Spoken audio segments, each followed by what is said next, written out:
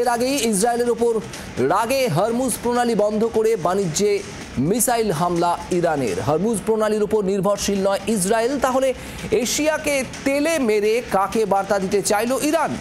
আদৌ একতরফাভাবে হরমুজ প্রণালী বন্ধ করতে পারে ইরান? জ্বালানির পাইপলাইন কেটে কি এবার চীন ভারতের চক্ষুশূল হবে ইরান? হরমুজ প্রণালী বন্ধকে অর্থনৈতিক আত্মহত্যা বলল আমেরিকা। ভারত শুধু হরমুজে ভরসা করে না, চিন্তার কিছু নেই, আশ্বাস ভারতের পেট্রোলিয়াম মন্ত্রী হরদীপ সিং পুরীর। ছবি আপনাদের দেখাচ্ছি। হরমুজ প্রণালী যদি শেষ পর্যন্ত বন্ধ করে ইরান, তাহলে তেলের দামে কতটা প্রভাব পড়বে? তেলের দাম বাড়ার একটা আশঙ্কা থাকছেই। প্রাকৃতিক গ্যাস আমদানিতেও ধাক্কা লাগতে পারে। কাতার থেকে তরল গ্যাস সরবরাহে বাধা হলে বিদ্যুৎ কেন্দ্র, শিল্প কেন্দ্রেও বিপর্যয় নেমে আসবে। আর এই জলপথে যন্ত্রাংশ, কাপড়, গয়না, রাসায়নিকও আমদানি করে ভারত, তাতেও বাড়বে দাম। হরমুজ প্রণালী বিশ্বের মোট জ্বালানির প্রায় 20%। প্রতিদিন এই হরমুজ প্রণালীর মধ্যে দিয়েই যাতায়াত করে এক দেশ থেকে আরেক দেশে। অর্কদিত্য মুখার্জি আমাদের প্রতিনিধি রয়েছেন আমাদের সঙ্গে। অর্ক, ঠিক এই জায়গাতেই জানতে চাইবো, একটা নীতিগত সিদ্ধান্ত হয়েছে ইরানের সংসদে হরমুজ প্রণালী বন্ধ নিয়ে, কিন্তু কার্যত যদি সেটা বন্ধ হয় তাহলে তার কি প্রভাব পড়তে চলেছে?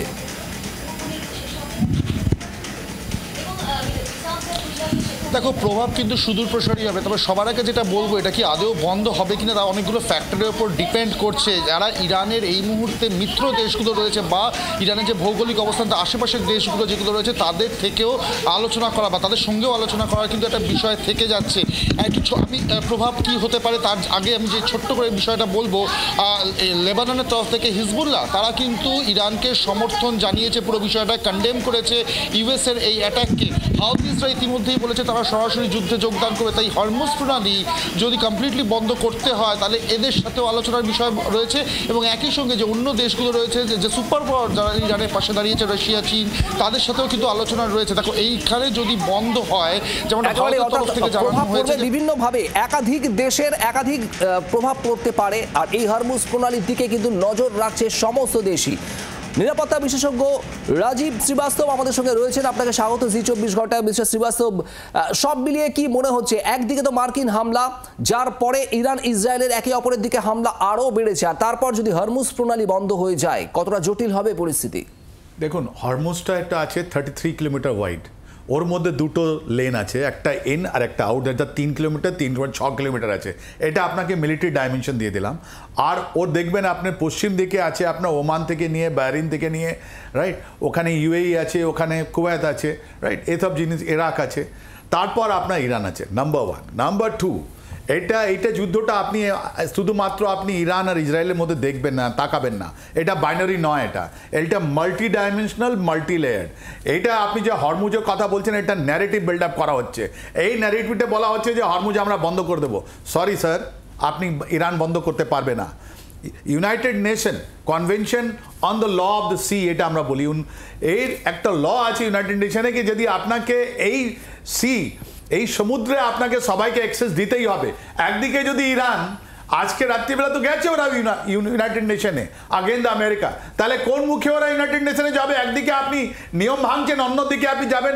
ইউনাইটেড নেশনে অনেকগুলো কানুন আছে, অনেকগুলো নিয়ম আছে, যেটা নিয়ে আপনার সমুদ্রে কি করে জাহাজ যাবে, ইকোনমিক এক্সক্লুসিভ ইকোনমিক জোন কত আছে, কত লোকের টেরিটোরিয়াল আপনার ইনফ্লুয়েন্সটা বাড়বে, এটা সব দেওয়া আছে। আর ওর মধ্যে এই যে স্ট্রেট অফ হরমুজ আছে, ওর মধ্যে ইরানের কাছে কিছু নেই। ইরান ওটা আপনার যদি ওখানে মাইন্ড করে দেয়, তাহলে মনে রাখবেন এই যতগুলো আপনার খাড়ি দেশ ওখানে আছে, রাইট, ওর মধ্যে মোর দেন 40,000 আমেরিকার এটাতে আছে সৈন্যবাহিনী আছে। আপনার বাহরিনে তো ওদের 5th ফ্লিট আছে। তাহলে ওরা কি করবে? ওরা কি বসে থাকবে? না, ওরা বসে থাকবে না।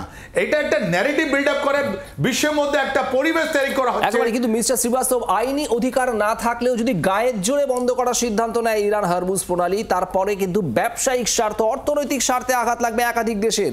আর তারপর কি হতে পারে তা নিয়ে এই শঙ্কিত গোটা বিশ্ব। বাংলার আওয়াজ, বাঙালির আবেগ, জি24 ঘন্টা।